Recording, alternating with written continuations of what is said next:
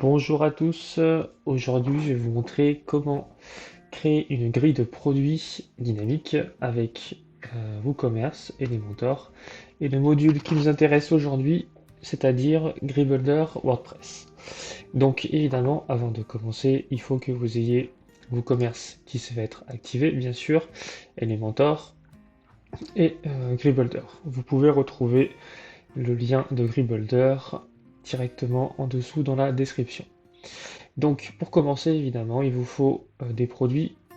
Donc là, c'est les produits WooCommerce classiques que j'ai importés avec Elementor directement dans la bibliothèque de Kit. J'ai rien fait de plus, c'est juste pour la démonstration. Voilà. Donc maintenant, ce qu'on va faire, après avoir installé donc Builder, voilà, activer la licence, on va pouvoir importer des grilles, des cartes, qui est le modèle de la grille, et des facettes qui sont des filtres. Donc on va importer par défaut du coup les grilles, on va tout sélectionner pour que ce soit plus simple. On va importer, on va aller sur les cartes, on va aussi tout importer. Voilà, et on va aller sur les facettes qui sont les filtres, on va aussi tout importer. Donc on va commencer par le début, on va aller sur la grille, on va prendre la e-commerce démo qui a été importée. Vous pouvez changer le nom, vous pouvez mettre e-commerce ou grille, peu importe, on va mettre grille. E-commerce, vous pouvez ajouter une classe CSS si vous voulez, modifier sa d'erreur. Bon là c'est en anglais, vous pouvez le mettre en français. La requête de contenu, donc là on va aller choisir le nombre d'éléments par page. On peut choisir l'ordre du coup d'affichage, donc il y a différents ordres, on va laisser par date, pas s'embêter, et là on va aller choisir nos produits. Voilà, publier, vous pouvez filtrer par auteur, inclure publication, donc ça veut dire que vous pouvez mettre soit tous les produits si vous mettez rien, vous pouvez filtrer un ou deux produits, vous pouvez même en exclure, voilà, et mettre aussi trier par catégorie. Voilà, on n'en a pas pour l'exemple. Et vous avez aussi des champs personnalisés que vous pouvez ajouter.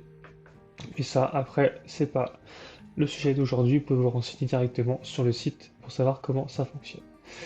Voilà, on va aller dans mise en page. Mise en page, on va pouvoir sélectionner le nombre de colonnes. Ça c'est important, donc là on va laisser 4, on peut modifier l'espacement, 15 par exemple, ça veut dire qu'il y aura 15 pixels entre chaque colonne. Voilà. Le fait de mettre -1 ici, et bien finalement ça reprend le 15, vous pouvez modifier vous, en mettre 2, 3, même sur mobile, vous pouvez en mettre 2 si vous voulez, voilà, c'est pas mal. On peut ajouter un carrousel, bon là évidemment c'est pas le but d'aujourd'hui.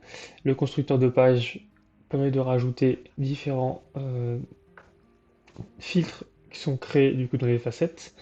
Vous pouvez choisir le style de carte. Ça c'est très important puisque vous allez pouvoir choisir le modèle du coup d'affichage de votre carte de produit. Donc ce qu'on va faire, on va aller chercher un modèle par défaut qu'on a importé juste avant. Donc il y en a des pas mal. Vous avez celui-là qui est pas mal, le Carmélian. Vous avez celui-là qui est pas mal, le Sélénite. Sans prendre celui-ci, donc on sélectionne la carte. Voilà. On peut aller choisir un type d'animation. Ça c'est pas mal aussi, donc on va laisser comme ça. L'animation de chargement elle va être comme ça, c'est pas mal. Et un modèle de chargement, et ça j'aime beaucoup. Vous avez différents modèles de chargement, ça fait vraiment, ça apporte vraiment un côté dynamique au chargement produit. On va prendre celui-ci, un petit Pac-Man, c'est marrant. On va sur l'indicateur, on va mettre ça en noir. Allez, et voilà. Tac, maintenant on peut enregistrer. On peut prévisualiser du coup la grille. Donc sur la prévisualise, en gros ça va rendre comme ça. Voilà. Donc on a enregistré. Maintenant on peut aller dans les cartes si vous voulez modifier le modèle qu'on a sélectionné. Voilà, donc là on est. Il n'est pas là, donc on va étendre un peu la recherche. Tac, on a pris celui-ci. Où est-il? Là. Donc c'est l'init, on peut le modifier et là-dedans vous allez pouvoir faire ce que vous voulez. Donc vous pouvez supprimer la partie terme, changer le titre, le prix, ajouter panier, voilà, vous pouvez vraiment en cliquant dessus tout modifier, l'arrière-plan, les couleurs, les animations et tout. Donc c'est vraiment sympa. Voilà. Donc maintenant, on va passer à la partie filtre. Donc la partie filtre, c'est les facettes. Vous avez différents filtres qui sont du coup mis en place, d'accord? Donc des paginations, des sélections, des champs recherche, des resets, des charges les plus, etc. Là aujourd'hui, ce qu'on va faire, c'est qu'on va ajouter un champ recherche. Donc on va aller dans le champ recherche qui a été importé tout à l'heure. On peut enlever le titre de la facette, on peut modifier, vous mettez recherche pour vous repérer. On a un slug recherche, voilà, on peut laisser comme ça. Et le comportement, voilà, donc les différents comportements peuvent être modifiés. Là, ce qu'on veut, c'est filtrer par recherche. Vous pouvez faire l'autocomplétion, liste déroulante, liste de boutons. Vous avez énormément de choix de fils dynamiques qui fonctionnent vraiment très bien. Et là, donc texte de substitution, donc c'est le placeholder, hein. On va mettre rechercher un produit, voilà. Et là, on enregistre. Maintenant, on va mettre ça en place sur notre page boutique du site, d'accord? Donc, si vous avez la licence activée, vous allez pouvoir installer un module avec Elementor.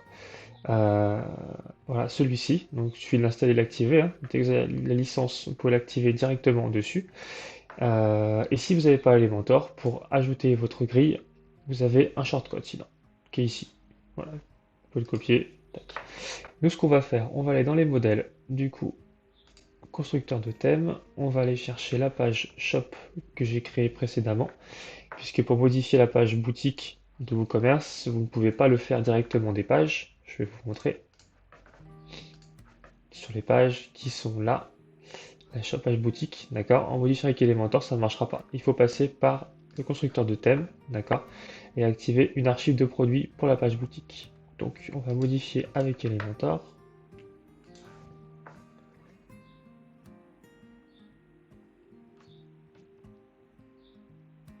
Voilà, donc là maintenant qu'on a activé le module et Elementor de GridBuilder, on peut aller chercher le widget grille, on va l'insérer ici, tac. On va aller chercher notre e-commerce, voilà, et là vous avez les produits qui sont ajoutés, vous voyez. On va lui ajouter un champ recherche qu'on a créé précédemment, facette, qu'on va mettre un peu au-dessus. On va aller chercher le champ recherche et sélectionner la grille. Voilà. Donc là maintenant vous avez le champ recherche de produits et vous pouvez le styliser comme bon vous semble. Donc là on a le champ, on va par exemple l'arrière-plan, si vous voulez changer l'arrière-plan, on peut prendre un beige par exemple, on peut mettre une liste de bordure, on peut enlever, voilà comme ça, c'est pas mal, on va mettre 5.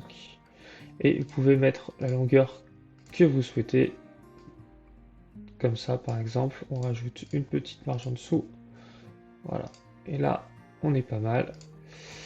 Maintenant on met à jour, on va sur la page boutique, on va faire voir, voilà. Et là vous avez votre grille, super, et maintenant on va rechercher un produit, vous allez taper organique par exemple, le petit Pac-Man qui charge et votre produit. Et ça c'est vraiment pas mal, niveau dynamisme on est bien. Vous pouvez ajouter différentes facettes, vous pouvez mettre là, vous pouvez les mettre à gauche et à droite du coup vos produits. Voilà. Ça c'est intéressant. Et vous pouvez faire pareil sur votre, je vais vous montrer, sur votre grille pour une archive, donc ça veut dire les catégories de WooCommerce pour que dynamiquement il retrouve les produits de la catégorie concernée. Donc là, bon, on n'a pas de catégorie, c'est pas grave, je vais quand même vous montrer. On a Product Archive qui est là, on va la modifier avec Elementor. Donc celle-ci avait été importée directement avec Elementor Kit. Voilà, là on peut faire pareil. Donc on va chercher grille, par exemple, on va la mettre là, on va mettre la grille. Et là, bien penser à activer le modèle archive. Ça veut dire en activant ça, dynamiquement, ça va récupérer toutes les catégories, tous les produits de la catégorie concernée. Voilà, et on met à jour. Voilà, super. Donc voilà, donc en à peine 10 minutes, on a créé une grille de produits dynamique avec WooCommerce, avec des produits intégrés. Et là, vous voyez, si on fait ajouter panier, ça fonctionne très bien. Voilà. C'est tout pour aujourd'hui. N'hésitez pas à laisser vos commentaires juste en dessous si vous avez des questions. Et à bientôt!